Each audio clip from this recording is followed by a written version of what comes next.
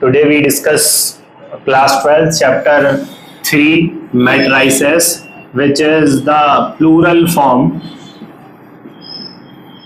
Its singular form is matrix.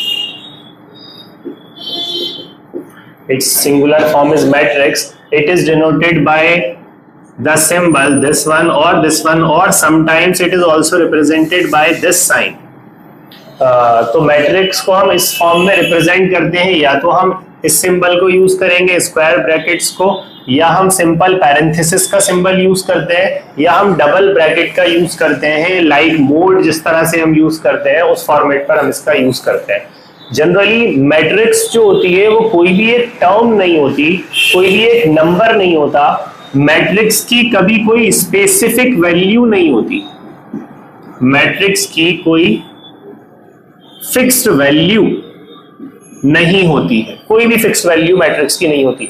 ना कभी भी मैट्रिक्स प्योरली सॉल्व करा जा सकता है. मैट्रिक्स हमें एक बाउंड्री फॉर्म देगा जिसमें हम किसी भी चीज को रिप्रेजेंट कर सकते हैं स्क्वायर ब्रैकेट्स में, लाइक दिस वन.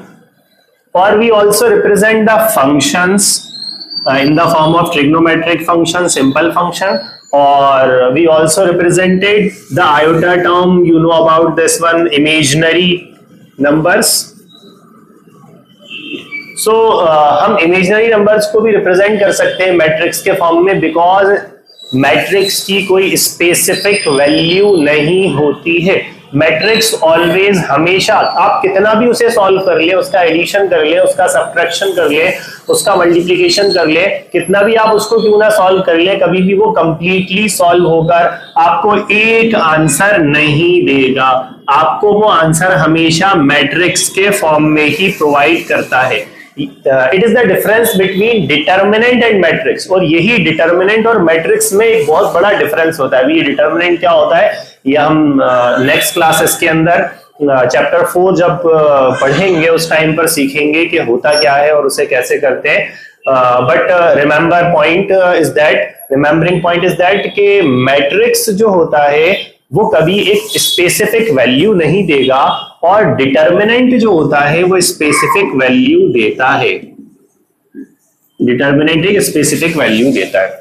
तो फर्स्टली हम बात करते हैं कि ये मैट्रिक्स होता क्या है. मैट्रिक्स सिंपल हम बाउंड्रीज को कहते हैं. बाउंड्रीज इन द सेंस कि हम किसी चीज को एक पार्टिकुलर ब्रैकेट्स में रख देते हैं. जैसे हमने यहां पर एक स्क्वायर ब्रैकेट बनाया और इस स्क्वायर ब्रैकेट में मैंने 5, 3, 2, 1 कुछ नंबर्स लिख दिए. अब ये नंबर्स जो है वो 5, 3, 2, 1 ये एलिमेंट्स कहलाएंगे, और ये कभी भी इस बाउंड्री को छोड़कर नहीं जा सकते. ये इनकी बाउंड्री है, ये इनकी एक लिमिट है जिस लिमिट को ये कभी क्रॉस नहीं करेंगे. तो मैट्रिक्स का अगर हम एक सिंपल फॉर्म देखें तो मैट्रिक्स का एक फॉर्म हम ये भी कह सकते हैं कि मैट्रिक्स एक बाउंड्री होती है फंक्शनल वैल्यूज की, या बाउंड्री की प्लेस पर हम लिमिट्स भी यूज कर सकते हैं इस सेंस के अंदर.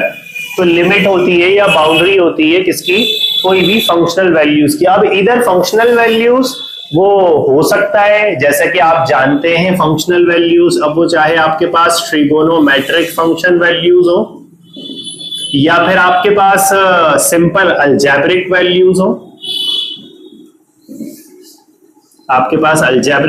हो, या ट्रिग्नोमेट्रिक हो, या फिर इसके अलावा आपके पास कोई भी वैल्यूज हो,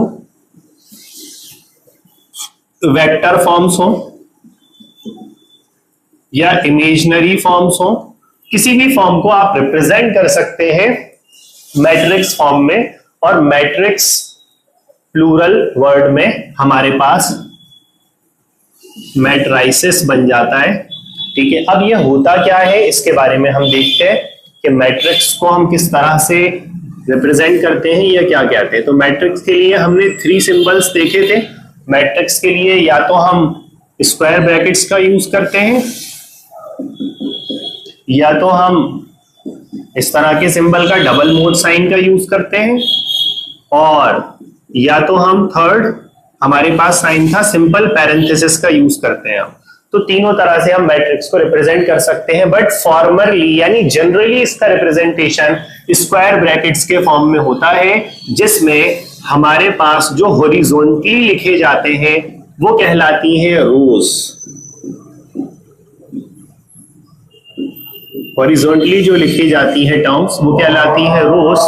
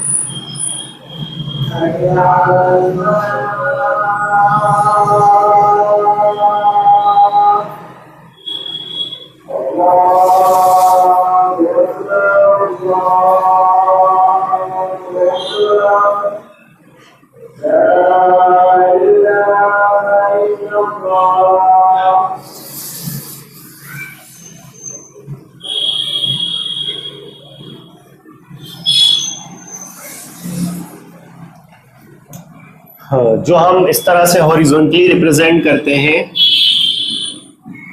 जो हॉरिजॉन्टल रिप्रेजेंटेशन होता है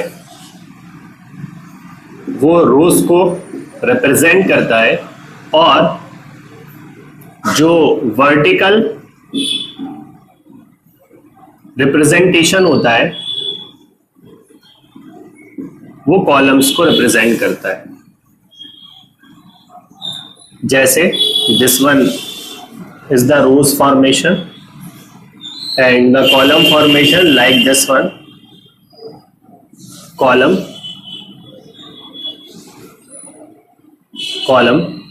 2, column 3. These are the row 1, row 2 and row 3. Here the number of rows are 1, 2, 3 and the number of columns are also 1, 2, 3. ठीक है। Now we discuss about the components.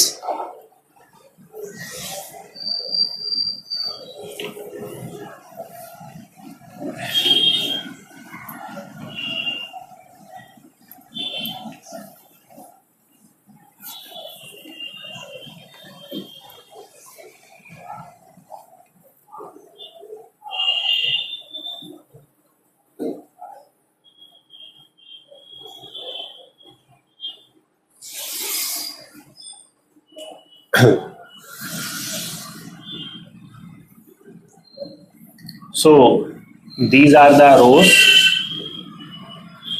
row 1, row 2, row 3 and like this one vertically we write column 1, column 2, column 3 and the number of rows and the number of columns we have.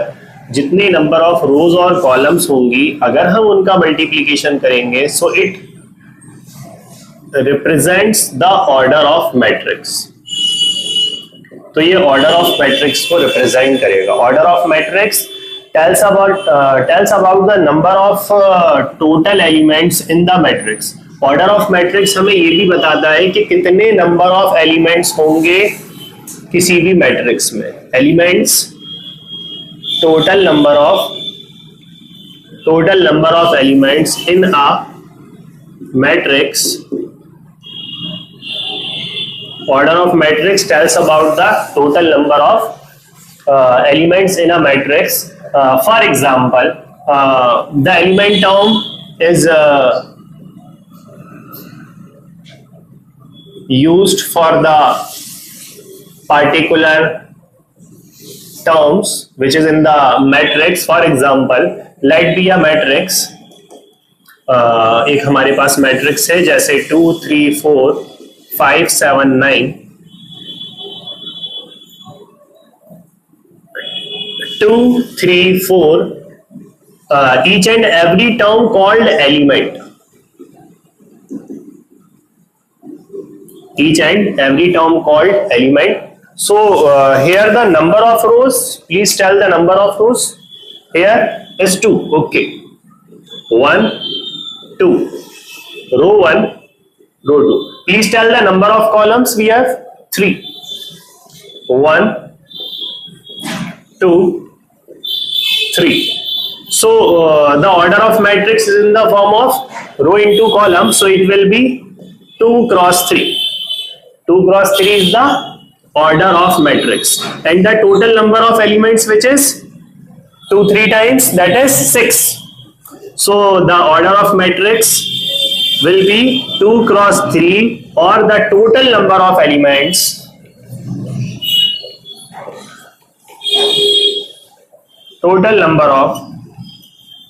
elements is equals to 6. It is the matrix form of the simple numerals, simple numbers 2 3 4 5 7 9. Or now we represent the number in the form of elemental place, the place of an element called place of elements. Place of element के कौन से element की place क्या होगी ये हम देखेंगे यहाँ पर. तो प्लेस यानी कि कैसे उसे बोला जाएगा. अब यहाँ पर हम देखें तो फर्स्ट वन 2 जो है वो 2 कौन सी रो में आ रहा है, फर्स्ट रो में आ रहा है. हम इसे ऐसा भी लिख सकते हैं ए स्मॉल ए. हमने एक नोटेशन ले ली एलिमेंट की. स्मॉल ए जो है वो रिप्रेजेंट कर रहा है किसको, एलिमेंट को, और आई जे रिप्रेजेंट कर रहा है, आई उसकी रो को रिप्रेजेंट कर रहा है, और जे उसके कॉलम को रिप्रेजेंट कर रहा है. सो अब अगर हम यहां पर रो देखें तो रो कौन सी है यहां पर. चलिए हम पहले इसे आई जे के फॉर्म में लिख लेते हैं ताकि इसे डिटरमाइन करना थोड़ा सा आसान हो जाए. आई जे. नाउ अब हम इसे कैसे रिप्रेजेंट कर सकते हैं ये देखते हैं. तो यहां पर फर्स्ट एलिमेंट अगर हम देखें तो फर्स्ट एलिमेंट की रो कौन सी है, फर्स्ट है, और कॉलम कौन सा है, वो भी फर्स्ट है. So column first, row first and column first. So the first element is represented by A11, which means row 1 and column 1, which means row 1 and column 1. A11 means row first and column first. So A11 and second one is row 1 and column 2, row 1 and column 2. So the place of 3 is A12, the place of 4 is A13, because row 1 and column 3. Now next element, fifth, yes, A row 1 and column, row 1 or row 2, row 2, okay, column 1, ठीक है.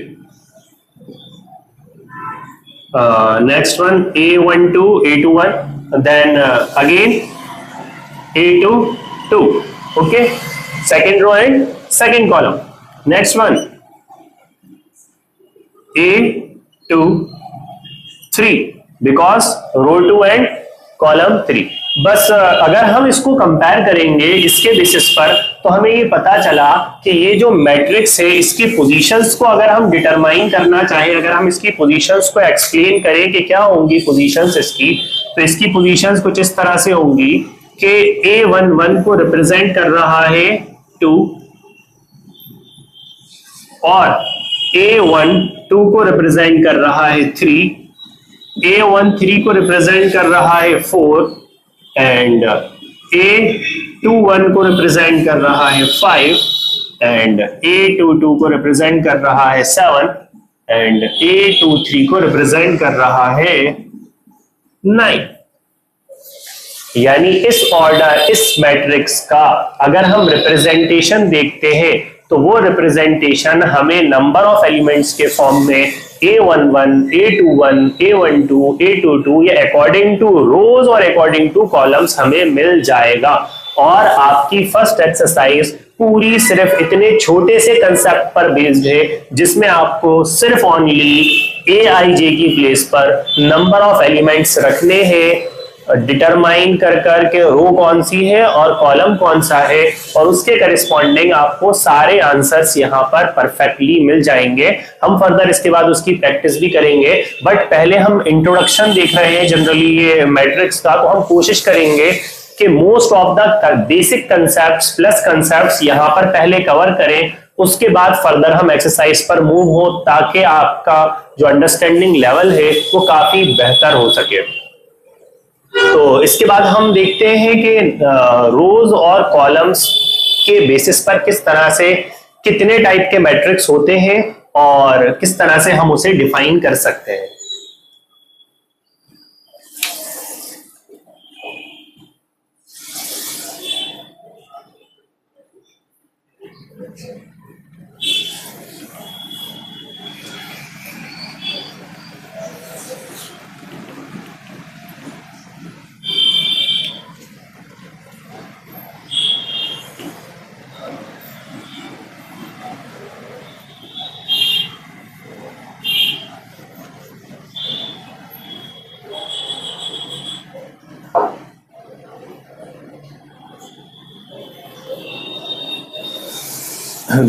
चलिए सबसे पहले देखते हैं यहाँ पर order of matrix. तो order of matrix there is the number of rows and the number of columns like this one m into n, it is in the form of I into j or it is in the form of m into n, but m represent here the number of rows, m number of rows को represent कर रहा है और n जो है वो number of columns को represent कर रहा है। Consider an example here is like this one, there is number of workers and number of men workers, number of women workers. Let me draw the matrix. So we write our column of number of men workers, that is 30, 25, 27 in a different factories 1, 2, 3। 3 factories में जो workers काम कर रहे हैं उसके corresponding हमने एक column determine कर लिया, और सिमिलरली वुमेन वर्कर्स के लिए हमने यहाँ पर एक दूसरा कॉलम डिटरमाइन कर लिया, और इस तरह से हमारा एक मैट्रिक्स बन गया, जो मैट्रिक्स हमारा 30, 25, 27, 25, 31, 26। अब मैंने जैसे कि स्टार्टिंग में कहा था कि कभी भी कोई भी मैट्रिक्स का एक सिंपल आंसर नहीं आ सकता है, बट हमारे पास एक मेथड होती है छोटी सी, जिससे हम दो अरेंजमेंट का यूज कर हम एक मैट्रिक्स का सिंपल आंसर ला सकते हैं by the help of multiplication of matrix. यानी मल्टीप्लीकेशन कर दो मैट्रिक्स का हम एक वैल्यू ला सकते हैं। वो कैसे ला सकते हैं ये फर्दर हम देखते हैं, और एडिशन ऑफ मैट्रिक्स भी देखते हैं और सबट्रैक्शन ऑफ मैट्रिक्स भी देखते हैं। फर्स्टली हम डिस्कस कर लेते हैं कि टाइप्स ऑफ मैट्रिक्स कितने होते हैं, उसके बाद हम multiplication, addition and subtraction both cases देखते हैं।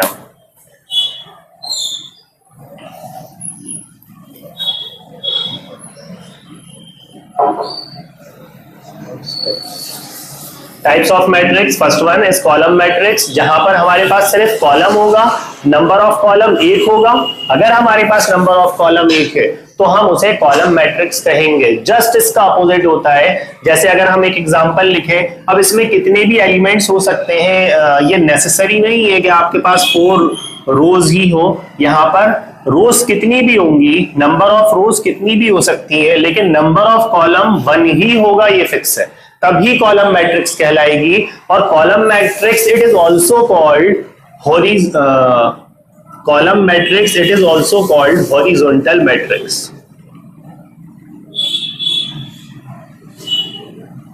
Column matrix it also called vertical matrix, and row matrix is called horizontal matrix. row matrix को हम horizontal matrix कहते हैं और column matrix को हम कहते हैं वर्टिकल मैट्रिक्स, क्योंकि यहां पर वर्टिकल में एक ही कॉलम है। वर्टिकली होने की वजह से इसको वर्टिकल मैट्रिक्स कहते हैं। ठीक है, please scroll. This one is row matrix. In this there are number of columns but the number of rows are only 1. number of row is 1, number of columns बहुत सारे हो सकते हैं। जैसे यहाँ पर नंबर ऑफ कॉलम्स 4 है और 1 कॉलम 1 कॉलम 2 कॉलम 3 कॉलम 4, सो कॉलम 1 कॉलम 2 कॉलम 3 कॉलम 4। लेकिन यहाँ पर देखिए हम हॉरिजॉन्टली जो है वो एक ही है। वर्टिकल हम देख रहे हैं कि बहुत सारे सेक्शंस हमें मिल रहे हैं, बट हॉरिजॉन्टल हमें सेक्शन सिर्फ एक मिल रहा है। That's why it is also called horizontal matrix. Horizontal matrix, horizontal matrix is row matrix and vertical matrix called column matrix. Yes, please scroll.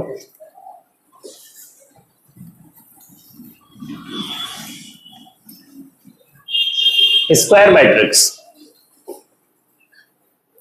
ये बहुत इंपॉर्टेंट है। Square matrix, number of rows and number of columns, number of rows and number of columns. अगर हमें कभी भी square matrix निकालना हो, अगर देखना हो, तो हमारे पास एक ही पैटर्न है जो हमें ध्यान रखने की जरूरत है, वो ये कि उसका m n के बराबर आना चाहिए। mn is equals to n, यानी कि जितनी रोज होंगी उतने ही कॉलम्स होंगे, जितनी रोज होंगी उतने ही कॉलम्स होंगे, तभी हम उसको स्क्वायर मैट्रिक्स कहेंगे। अदरवाइज हम उसको स्क्वायर मैट्रिक्स नहीं कह सकते हैं।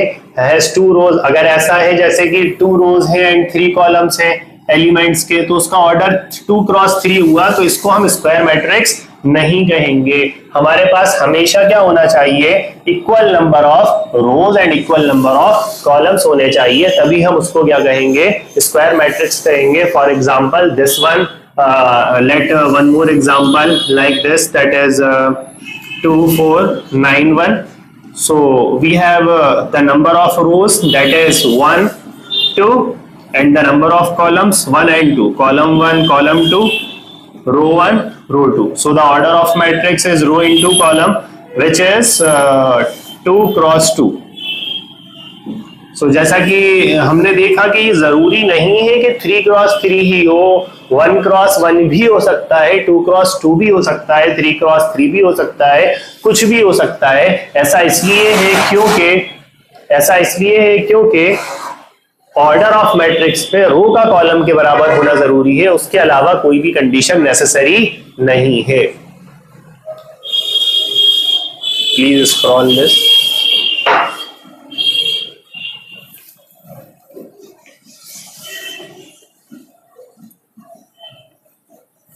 Next, diagonal matrix. Diagonal matrix are called the matrix which have only the diagonal numbers.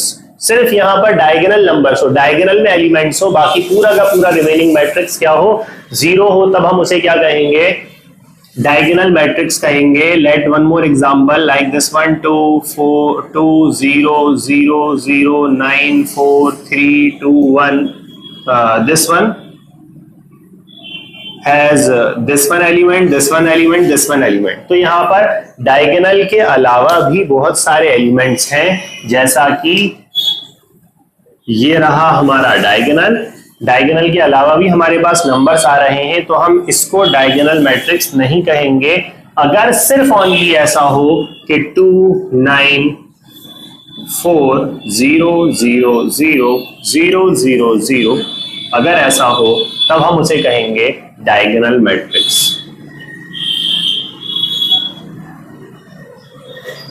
तो डायगोनल मैट्रिक्स के लिए ये जरूरी है कि सिर्फ ओनली सिर्फ बीच में डायगोनल होना चाहिए, यानी कि एलिमेंट्स एग्जिस्ट करना चाहिए. उसके अलावा के एलिमेंट सारे के सारे जीरो होते हैं. अब यहां से एक और टाइप ऑफ मैट्रिक्स आता है, वो ये आता है कि अगर ये डायगोनल में 1 हो जाए तो आइडेंटिटी मैट्रिक्स कहलाएगा. अगर यही डायगोनल क्या हो जाए, अगर ये डायगोनल क्या हो जाए, 1 हो जाए, मतलब like this 1 1 1 1 0 0 0 0 0 0, so it is called identity matrix. So this is the difference between identity matrix and diagonal matrix. Identity matrix always having 1 in the diagonal and diagonal matrix having any other number. कुछ भी हो सकता है, जरूरी नहीं है वहां पर 1 हो सकता है रियल नंबर हो सकता है इमेजिनरी नंबर हो सकता है रैशनल हो सकता है इरैशनल हो, कुछ भी हो सकता है. लेकिन ऐसा केस सिर्फ डायगोनल मैट्रिक्स में आएगा, आइडेंटिटी मैट्रिक्स में वो वहां पर 1 होगा. और आइडेंटिटी मैट्रिक्स का रिप्रेजेंटेशन हम जनरली आई से करते हैं, और ये हमेशा स्क्वायर मैट्रिक्स में आती है. जनरली एक्सट्रीम केसेस में अगर हम 12th के बेसिस पर देख रहे हैं तो 12th के बेसिस पर हमारे पास ये जनरली स्क्वायर मैट्रिक्स में आती है. अदरवाइज इसे हम स्क्वायर मैट्रिक्स के अलावा भी ले सकते हैं, ठीक है, बट वो दूसरे केसेस होते हैं. जनरली आइडेंटिटी मैट्रिक्स हमारी स्क्वायर मैट्रिक्स के फॉर्म में आएगी. तो हम इसे जनरली ऐसे रिप्रेजेंट करते हैं कि अगर 1 क्रॉस 1 की होती है तो I1 लिखते हैं, 2 क्रॉस 2 की सो I2, 3 क्रॉस 3 की सो I3. इस तरह से हम इसे रिप्रेजेंट करते हैं. तो 1 रिप्रेजेंट कर रहा होता है 1 क्रॉस 1, 2 कर रहा होता है 2 क्रॉस 2, 3 कर रहा होता है 3 क्रॉस 3. इस तरह से हम आइडेंटिटी मैट्रिक्स को रिप्रेजेंट करते हैं. Please scroll.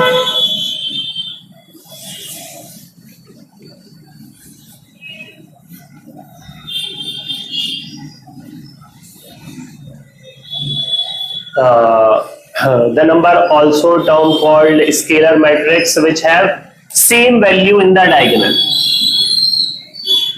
rather than 1. अगर डायगोनल में 1 के अलावा कोई वैल्यू सेम आ रही है तो हम उसे स्केलर मैट्रिक्स कह सकते हैं. 1 के अलावा आएगी तो हम उसे स्केलर मैट्रिक्स भी कह सकते हैं. डायगोनल में कोई से भी नंबर हो सकते हैं, जरूरी नहीं है कि एक ही नंबर हो. यहां पर कंफ्यूज होने की बिल्कुल भी जरूरत नहीं है. डिफरेंट नंबर्स होंगे तो वो डायगोनल मैट्रिक्स कहलाएगी,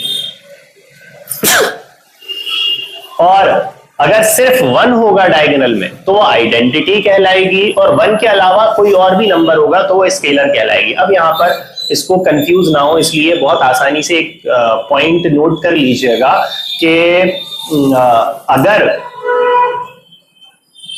हम स्केलर मैट्रिक्स देखें, आइडेंटिटी मैट्रिक्स देखें, so scalar matrix and identity matrix both are the forms of diagonal matrix.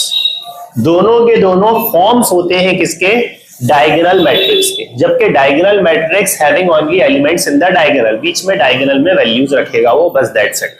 ठीक है, please scroll this. Then this one is identity matrix, we discussed later already. Zero matrix, when we have all the elements in the matrix 0, so it is called zero matrix, or it is also called null matrix. It is also called null matrix, or it is also called zero matrix. Yes, please scroll this. Orthogonal matrix, remember this one type. Orthogonal एक ऐसा square matrix होता है जिसका inverse equal होता है उसके transpose के, जिसका इक्वल होता है उसके ट्रांसपोज के। अब पहले तो हम ये समझ रहे हैं कि ये ट्रांसपोज क्या होता है, फिर हम बाद में इनवर्स की बात करेंगे।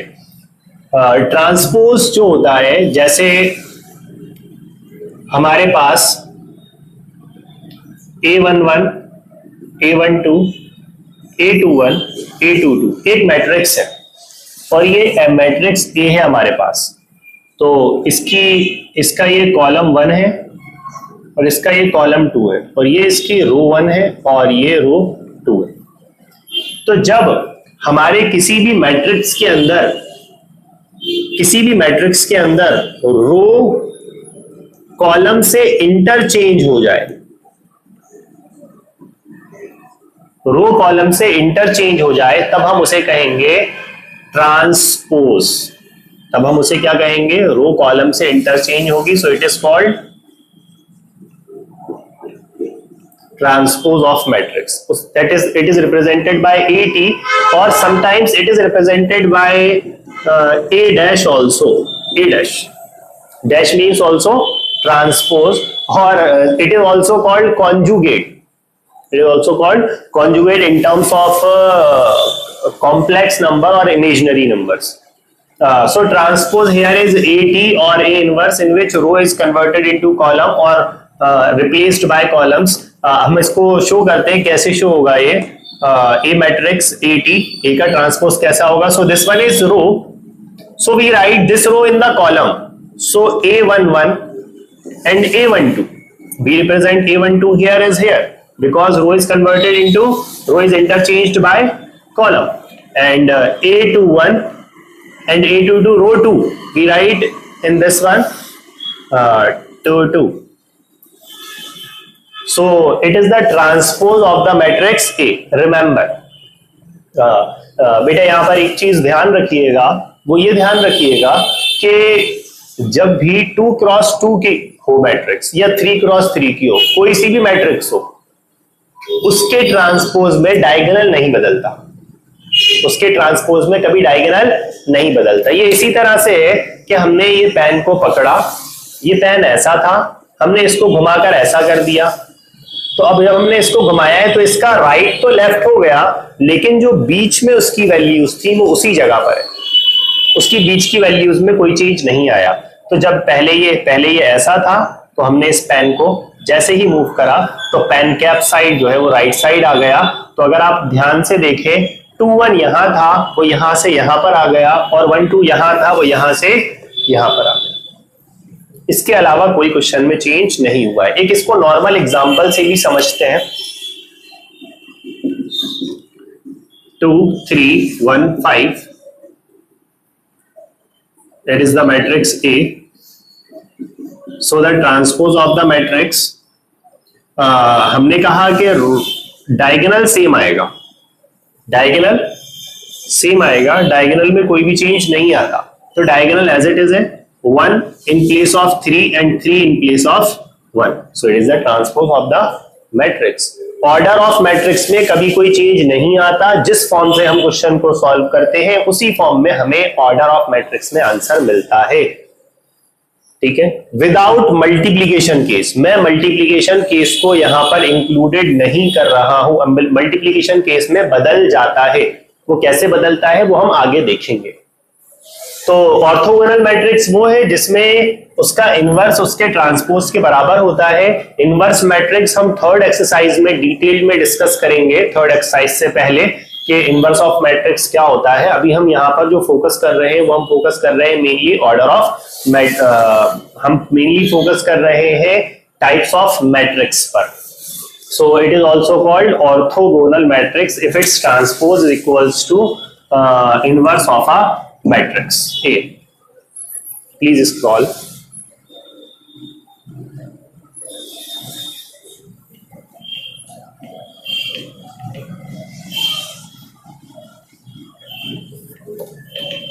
Similarly, like this one, idempotent matrix. Idempotent matrix हम उस स्क्वायर मैट्रिक्स को कहते हैं जो खुद से मल्टीप्लाई होकर खुद बन जाता है। मतलब ऐसा मैट्रिक्स जिसमें हमने ए मैट्रिक्स को ए के साथ मल्टीप्लाई करा तो वो ए स्क्वायर आया, और ए स्क्वायर भी ए था, ए स्क्वायर भी क्या था, ए था। तो ऐसा मैट्रिक्स जिसको मल्टीप्लाई करने पर, जिसमें कुछ ऑपरेशन लगाने पर हमेशा वही मैट्रिक्स आ जाए, यानी कोई चेंज ना हो, ओरिजिनल मैट्रिक्स ही रहे, तो उसको हम कहते हैं आइडेम्पोटेंट मैट्रिक्स। रिमेंबर, इस पॉइंट को ध्यान रखिएगा खास तौर पर, mainly idempotent matrix and orthogonal matrix, because previous year question में, क्वेश्चन पेपर में ऑब्जेक्टिव्स आए हैं इस पैटर्न के, और ये आ सकते हैं दोबारा, तो ध्यान रखिएगा। प्रॉपर्टीज पूछते हैं ट्रू फॉल्स में, या मैचअप में पूछते हैं, या फिर आपको फिलअप्स दे देते हैं, या चूज द करेक्ट दे देते हैं इन डेफिनेशंस के रिगार्डिंग, जो थोड़ा सा ऑड नंबर्स रखती है।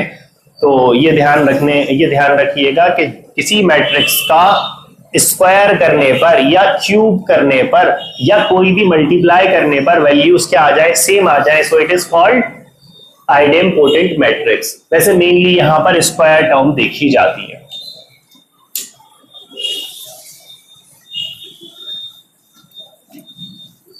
ठीक है, अब यहां पर इक्वालिटी ऑफ मैट्रिक्स का कंसेप्ट बताया जा रहा है कि इक्वालिटी ऑफ मैट्रिक्स क्या होती है। इक्वालिटी ऑफ मैट्रिक्स कहते हैं जब सेम प्लेस का एलिमेंट सेम प्लेस के एलिमेंट के इक्वल हो जाता है। जब सेम प्लेस का एलिमेंट सेम प्लेस के एलिमेंट के इक्वल हो जाता है, तब हम उसे कहते हैं इक्वालिटी ऑफ मैट्रिक्स या equal matrix. It is also called equal matrix.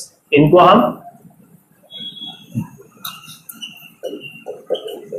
Equal matrix कहते हैं। फॉर एग्जाम्पल, जैसे यहां पर x के इक्वल में आ जाएगा -1.5, so its value is -1.5, y equals to 0, so it will be 0, and z equals to 2, and a equals to √6, and b equals to 3, and c equals to 2। अब ये क्यों इक्वल आता है, ये ध्यान रखने की बात है। ऐसा इसलिए है क्योंकि यहां पर अगर हम रोज देखते हैं तो ये रो 1 की बात हो रही है, रो 2 है, और देन फिर रो 3 है।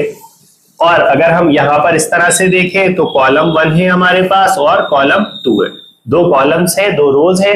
तो अब अगर हम इनके एलिमेंट्स को देखें तो ये फर्स्ट एलिमेंट हमारा जो होगा वो इस फॉर्म में होगा, A11, second one A12, third one A21, A22, again A31 and A32. So first matrix is this one, and second matrix is also this one, A11, A12, A21, A22, A31, A33, A32, sorry, A32. Okay, so same place का element same place के element के equal होता है, same place का element same place के element के equal होता है। So what A21 is equals to A21 and A32 is equals to A32। Understood. So इसके लिए हमें कुछ अलग से प्रूफ करने की जरूरत नहीं रहती है। Equal matrix always having equal place of element, अगर उनकी जो भी प्लेस है वो प्लेस पर वो एलिमेंट्स को इक्वल रखेंगे ही, उसके लिए हमें कोई अलग से प्रूफ की जरूरत नहीं होती है। There is no need to prove that. Understood? ठीक है, please scroll.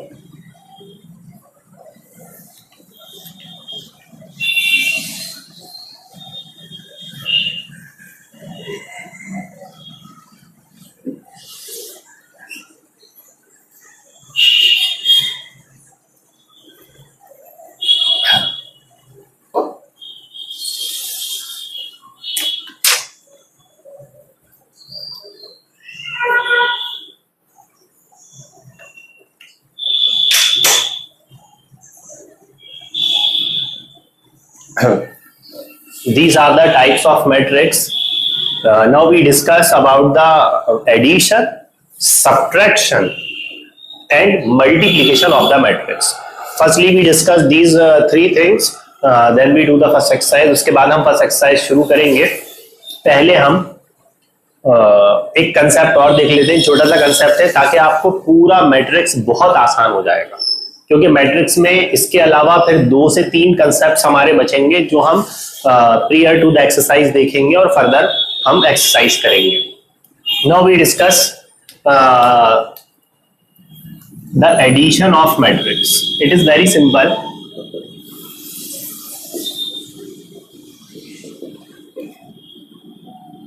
Let be an example. Matrix A 2 3 5 1, matrix B 7 1 9 2. अब सिंपल, जैसे इक्वल मैट्रिक्स सॉल्व करते हैं, सेम प्लेस का एलिमेंट सेम प्लेस के एलिमेंट के इक्वल होता था, वैसे ही यहां पर भी सेम प्लेस का एलिमेंट सेम प्लेस के एलिमेंट के साथ ऐड हो जाता है। सेम प्लेस का एलिमेंट सेम प्लेस के एलिमेंट के साथ ऐड हो जाता है।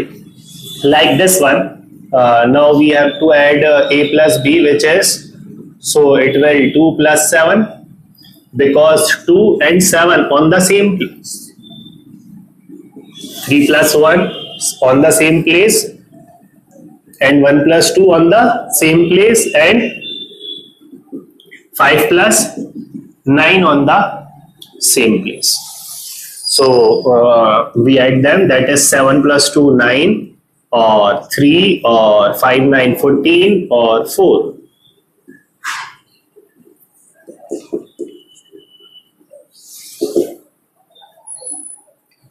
So, हमने स्टार्टिंग में एक चीज देखी थी, वो पॉइंट ये देखा था, मैंने कहा था शुरुआत में कि जब भी हम कोई भी एडिशन या सब्ट्रैक्शन करते हैं किसी मैट्रिक्स में, तो जिस ऑर्डर का मैट्रिक्स होता है उसी ऑर्डर का आंसर आता है, उसमें कोई चेंज नहीं होता है। जैसे कि हम यहां पर देखें, हमारे पास जो मैट्रिक्स थी वो 2 क्रॉस 2 की थी जो हम सॉल्व कर रहे थे, और हमारे पास आंसर भी 2 क्रॉस 2 की मैट्रिक्स में आया है। सो ऑर्डर ऑफ मैट्रिक्स कभी भी नहीं चेंज होगी, order of matrix always same. ठीक, now we discuss about the subtraction of addition subtraction, both are same concept. Now we subtract a minus b,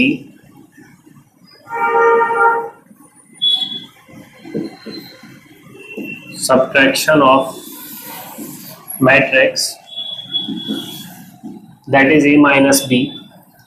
So it will, same place element is subtracted by same place element, so 2 is subtracted by 7 is subtracted by 2, and 3 minus 1, and 5 minus 9, and 1 minus 2. So it will 2 minus 7, which is minus 5, minus 1, minus 4, 2. And so the a minus b will be also in the form of row into column, that is 2 cross 2. So this is the subtraction of matrix. It is very simple, like equal matrix, similarly addition matrix, subtraction matrix, ये तीनों same होती है। Equal matrix भी same होती है, subtraction matrix भी और addition matrix भी, तीनों एक जैसे होते हैं, उनके अंदर कोई चेंज नहीं होता है।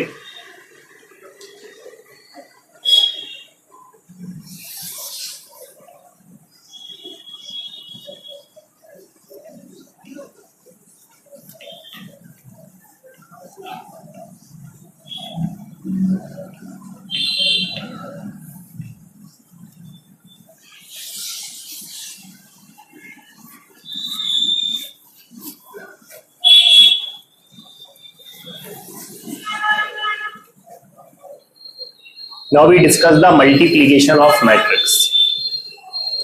This is the last topic of our concept series.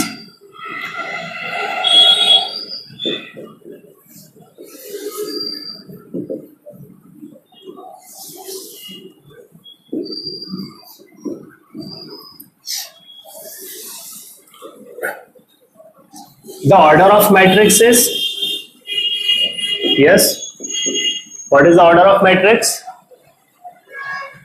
Row into column. Row into column is the order of matrix.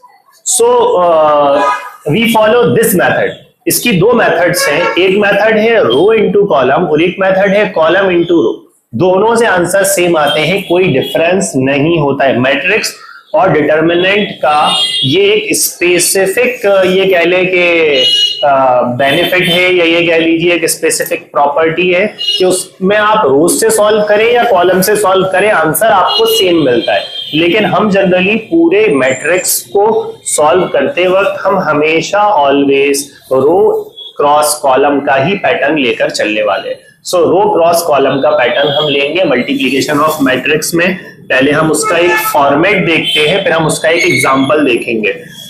मैं 2 क्रॉस 2 की एक मैट्रिक्स ले लेता हूं, जैसे A B C D। ये मैंने एक मैट्रिक्स ले ली जो मेरी मैट्रिक्स है P, और ऐसे ही मैंने एक मैट्रिक्स ले ली Q जिसके पास वैल्यूज हैं E F G H।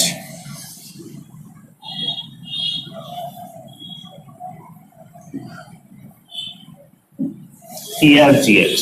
So we have to find P cross Q।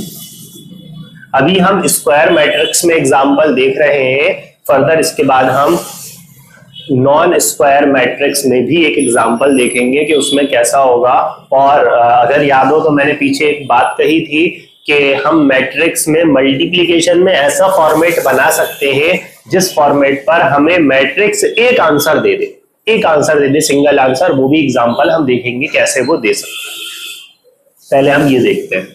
तो अगर हम एलिमेंट्स को कंपेयर करें तो अब यहां का कंसेप्ट थोड़ा सा डिफरेंट है। यहां का कंसेप्ट ये है कि हम हमेशा रो फर्स्ट की लेंगे और कॉलम सेकंड का लेंगे। रो हमेशा हम फर्स्ट मैट्रिक्स की लेंगे और कॉलम हमेशा हम सेकंड मैट्रिक्स का लेंगे और उनको सिंपलीफाई करेंगे। कैसे करेंगे वो देखते हैं। सबसे पहले हम A का मल्टीप्लिकेशन करेंगे P के साथ और फिर प्लस करेंगे, क्योंकि अभी एक एलिमेंट और है हमारे पास, इसलिए हमें क्या करना पड़ रहा है, प्लस करना पड़ रहा है। तो पहले A के लिए तो हमने A का मल्टीप्लाई E में करा, क्यों? क्योंकि फर्स्ट की रो ली हमने और सेकंड का कॉलम, तो कॉलम का पहला एलिमेंट हमारे पास E है, तो पहला एलिमेंट आ गया E। फिर बीच में एडिशन साइन, फिर उसके बाद दूसरा एलिमेंट है B, तो B का मल्टीप्लाई हम कर रहे हैं किसके साथ में, G के साथ में, और हमने दोनों को क्या कर दिया, ऐड। अब ऐड क्यों करा है, वो रीजन ये है कि रो 1 का मल्टीप्लाई करा है हमने कॉलम 1 के साथ में, तो एक जगह पर रो 1 आएगी और कॉलम 1 आएगा, और ऐसे ही दूसरी जगह पर हमारे पास यहां पर जब हम मल्टीप्लाई करेंगे तो रो 1 का मल्टीप्लाई होगा कॉलम 2 में। सबसे पहले रो 1 का मल्टीप्लाई कॉलम 1 में करा हमने, सिमिलरली रो 1 का मल्टीप्लाई आप कॉलम 2 में करेंगे और इससे बनती है हमारे पास रो 1 ही, बनेगी क्या, रो 1। क्यों? क्योंकि हम फॉलो जो कर रहे हैं वो रो के अकॉर्डिंग हम मेथड को फॉलो कर रहे हैं। अब इसका सेकंड मल्टीप्लिकेशन देखते हैं। ये A का मल्टीप्लाई अब हम करेंगे F के अंदर, तो हमने A का मल्टीप्लाई करा F में और सिमिलरली B का मल्टीप्लाई करेंगे हम H के अंदर और दोनों का हम करेंगे एडिशन। तो अब ऐसा क्यों करा हमने, क्योंकि AB is in the row 1 and FH is in the column 2। ठीक है, तो हमेशा एक रो का मल्टीप्लाई एक कॉलम से करेंगे, पहले वाले मैट्रिक्स की रो और दूसरे वाले मैट्रिक्स का कॉलम लेंगे।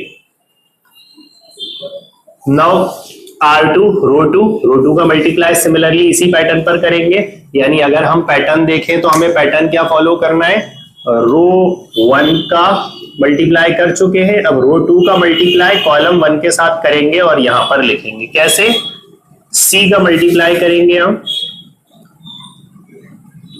किसके साथ में, E के साथ में, प्लस D का मल्टीप्लाई करेंगे हम किसके साथ में, G के साथ में। यहां पर देखें G था G है, E था E है, तो ऊपर सेम आएगा, सिर्फ रो बदल गई, रो 1 की जगह पर क्या आ गया, रो 2 आ गया।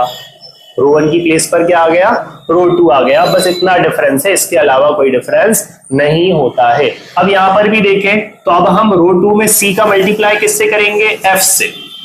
तो C into F plus D into H,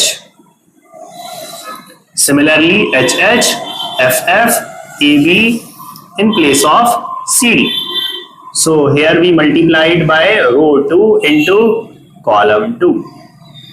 So हमने यहां पर देखा कि जो हमारे पास मैट्रिक्स थी 2 क्रॉस 2 की थी, ये भी 2 क्रॉस 2 की थी, तो हमें मिली भी कितनी, 2 क्रॉस 2 की। तो ये एक सिंपल पैटर्न है। अब यहां पर जिस चेंज की मैं बात कर रहा था वो चेंज के बारे में मैं बताता हूं। हम जो मेथड यूज कर रहे हैं उसमें रो पहले आ रही है, कॉलम बाद में आ रहा है। इसीलिए जब हमारा आंसर आएगा ना तब रो पहले वाले की आएगी और कॉलम बाद वाले का आएगा। रो पहले वाले की आएगी और कॉलम बाद वाले का आएगा। अब यहां पर वैल्यू, एक अकेली वैल्यू कैसे निकाली जा सकती है उसके लिए मैं बता रहा हूं। जब हम किसी हॉरिजॉन्टल मैट्रिक्स का, कौन सी मैट्रिक्स, हॉरिजॉन्टल मैट्रिक्स का मल्टीप्लिकेशन कर देते हैं वर्टिकल मैट्रिक्स से, हॉरिजॉन्टल मैट्रिक्स का मल्टीप्लिकेशन कर देते हैं किससे, वर्टिकल मैट्रिक्स से, तो हमें एक स्केलर वैल्यू मिल जाती है, यानी हमें एक अकेला आंसर मिल जाएगा। For example let be horizontal matrix 1 2 3 and vertical matrix 5 2 3. Now we apply the multiplication rule according to the question. We have row 1 and column 3 and column 1 and row 3। जैसा कि हमने आपको बताया कि हमेशा हम पहले वाले मैट्रिक्स की रो ले रहे हैं और दूसरे मैट्रिक्स का कॉलम ले रहे हैं, इसलिए आंसर में भी हमेशा हमें पहले वाले की रो मिलेगी और दूसरे मैट्रिक्स का हमें कॉलम मिलेगा। अब देखते हैं कैसे। 1 का मल्टीप्लाई 5 से करेंगे, 1 इंटू 5, 2 का मल्टीप्लाई 2 से करेंगे प्लस लगाकर, और 3 का मल्टीप्लाई 3 से करेंगे। सो इट विल 5। अब आगे एलिमेंट्स है ही नहीं तो क्या ही कर सकते हैं अब। So 5 + 4 9 9 18। So we have a 1 cross 1 matrix because 1 from row and 1 from column. So ये एक अकेली ऐसी कंडीशन है जिस पर हम प्राइस के क्वेश्चंस को सॉल्व करते हैं। किसको सॉल्व करते हैं, प्राइस के क्वेश्चंस की। हमसे किसी ने बोल दिया कि हमने तीन तरह की बुक्स खरीदी है, परचेस की है। एक बुक हमने 10 ली है, दूसरी बुक का सेट हमने 12 का लिया है, तीसरी बुक का सेट हमने 10 का लिया है। और पहली बुक की जो प्राइस थी वो 5 रुपीज थी, दूसरी बुक की प्राइस 15 थी, तीसरी की 30 थी। अब आप हमें टोटल प्राइस बताइए, लेकिन मैट्रिक्स मेथड का यूज कर बताइए। तो हम वहां पर इस मेथड का यूज करेंगे कि एक हॉरिजॉन्टल मैट्रिक्स बनाएंगे और दूसरी वर्टिकल मैट्रिक्स बनाएंगे और फिर हम उसको सिंप्लीफाई कर लेंगे तो हमें टोटल प्राइस ऑब्टेन्ड हो जाएगी। तो ये एक सिंपल सा इंट्रोडक्शन था मल्टीप्लिकेशन ऑफ मैट्रिक्स का। बाकी इसे डिटेल में हम जब मल्टीप्लिकेशन के क्वेश्चंस करेंगे वहां पर भी देखेंगे, लेकिन यहाँ पर मेन फॉर्मेट जो आपको याद रखना है वो ये फॉर्मेट याद रखना है कि हमेशा ऐसा ही होगा, रो 1 इंटू कॉलम 1, रो 1 इंटू कॉलम 2, और अगर रो 3 और कॉलम 3 भी आ जाए तो ऐसा होगा row 1 column 3, row 2 column 1, row 2 column 2, row 2 column 3। This is the form of multiplication of matrix. हम अगर इस फॉर्मेट को याद रखेंगे तो मल्टीप्लीकेशन हमारे लिए बहुत इजी हो जाएगा कि उसे हम कैसे सॉल्व करेंगे, क्योंकि बच्चे सबसे ज्यादा मिस्टेक मैट्रिक्स में अगर कहीं करते हैं इनिशियली तो वो होती है मल्टीप्लीकेशन ऑफ मैट्रिक्स में गलती। उसके अलावा सारा मैट्रिक्स बहुत इजी होता है, बहुत इजी होता है।